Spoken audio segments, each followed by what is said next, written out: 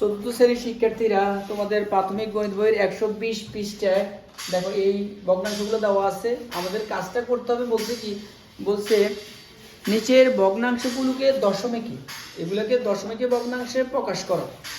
তাহলে এই ভগ্নাংশগুলোকে আমরা এখন দশমিক ভগ্নাংশে প্রকাশ করব। তা আমরা একটু দেখি আমরা এগুলো কীভাবে দশমিক ভগ্নাংশ নিব। একটু খেয়াল করো, এগুলো এখানে কত, 25 ভাগের 3, 50 ভাগের 17, 4 ভাগের 3 ভাগ। খেয়াল করো, আমাদের এগুলোর হর ভিন্ন ভিন্ন, 25, 50, 4। আমাদের প্রথম টার্গেট থাকবে এদেরকে এমন এক সংখ্যা, হরকে 100 বানাবো। প্রত্যেকটা ভগ্নাংশের হরকে কত বানাবো? 100। এখানে কি 100 আছে? হর 100 আছে? কত আছে বলো? 25, 50, 4। আমি বলছি কি এদের হরগুলোকে কত বানাবো? 100। কত বানাবো? 100। এখন ধরো এই ভগ্নাংশটা আমি একটু লিখি তোমাদের জন্য। 25 ভাগের 3 আমি লিখলাম, লিখি এখন এই 25কে আমি 100 বানাবো। তো 25কে 100 বানাতে হলে 25কে কত দিয়ে গুণ দিতে হবে? হ্যাঁ, কত দিয়ে গুণ দিতে হবে? 4 দিয়ে। কত দিয়ে গুণ দিতে হবে? 25কে 4 দিয়ে গুণ দিতে হবে। তাহলে আমরা একটু 25কে 4 দিয়ে গুণ দিই, কেমন? তাহলে 4 25 কত হলো? 100। ঠিক 25কে 100 বানানোর জন্য যে সংখ্যা দিয়ে গুণ করব সেই সংখ্যা দিয়ে উপরেও গুণ দিতে হবে। কি করছি, কি বলছি বলো তো দেখি। বলছি 25কে 100 বানানোর জন্য যে সংখ্যা দিয়ে আমরা গুণ দিলাম, 4 দিয়ে গুণ দিই, সেই 4 আবার লবের সাথেও গুণ হবে। হয়ে গেল 4 25 100 আর 3 4 12। এখন আমরা এটাকে দশমিকে নিব।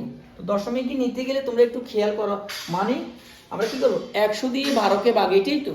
100 দিয়ে যদি আমরা 12কে ভাগ করে, খেয়াল করো, আমরা যদি এই যে আমরা বলছি যে 12 দিয়ে আমরা কাকে ভাগ করব? 100কে না?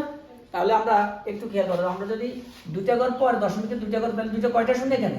দুইটা শূন্য। তাহলে এটাকে কি আমরা লিখতে পারি না?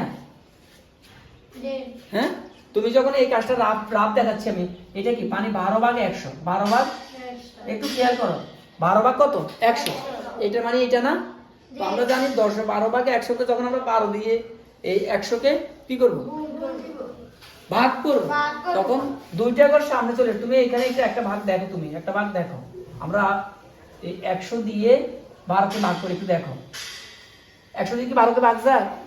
না গেলে একটা দশমিক দিই, দিয়ে আমরা কি করি? প্রথমে আমরা শূন্য দিলাম আমরা শূন্য, হয়ে গেল 12। এবার আমরা কি দিব? যায় না, না গেলে আমরা একটা দশমিক দিলাম, দিয়ে এবার কি করব বলো? একটা শূন্য, দশমিক দিলে একটা শূন্য আনা যায়। তাহলে এবারে একবার যায়, 100কে 100 20 থাকে। আবারও দশমিকে আরেকটা শূন্য আনলাম, 2 100 200, 2 100 200। তার মানে কি দাঁড়ালো? 0.12। তার মানে কি দাঁড়ালো? যে আমি এখানে লিখলাম 0.12। তোমরা একটু কথাটা বুঝো, এটা তো হলো বড় আকার, আমি তোমাদের একটু ব্যাখ্যা করলাম। আমাদের মূল কৌশল হলো আমরা হরকে 100 বানাবো, এরপর আমরা যতগুলো শূন্য গনে গনে অতটা ঘর বামে দশমিকটা নিয়ে বসে দিব। আমরা আরেকটা করি, আরেকটু ইয়ের বামে এটা করি, এটা দেখো এখানে কত আছে একটু খেয়াল করো। 50কে কত বানাবো বলছি আমি? কত দিয়ে গুণ দিলাম? 2 দিয়ে গুণ দিলাম। বলছি এখানে যা দিব উপরেও তা। এবার গুণ করো, 50 দুগুণে 100, 17 দুগুণে 34, 17 দুগুণে 34। এবার কিসে নিব? দশমিক কি নিব? কিসে নিব?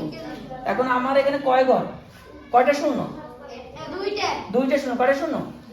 তাহলে এই দিকে আমি দুইটা শূন্য, দুইটা ঘর পর 1 2, দুইটা ঘর পর দশমিকটা নিয়ে দিলাম, দুইটা ঘর পর দশমিকটা। আবার এটা দেখো এখানে কত আছে? 4 ভাগের 3। 4কে 100 বানালে কত দিয়ে গুণ দিতে হবে? 25। 4 25, 3 25। তাহলে 25টা আবার উপরেও যাবে। এবার আমরা গুণ করি, 4 25 100, 3 25 75। তাহলে আমরা এটাকে লিখতে পারি, এটা লিখতে পারি, এটাই তো। হ্যাঁ, দুইটা শূন্য দিয়ে ভাগ 100 দিয়ে যখন আমরা এই 75কে ভাগ করব, ভাগ করলে তখন কি হবে? যতটা শূন্য ততটা ঘরে এদিকে এসে দশমিক বসবে। এখানে আমরা একটা দশমিক শূন্য দিতে পারি।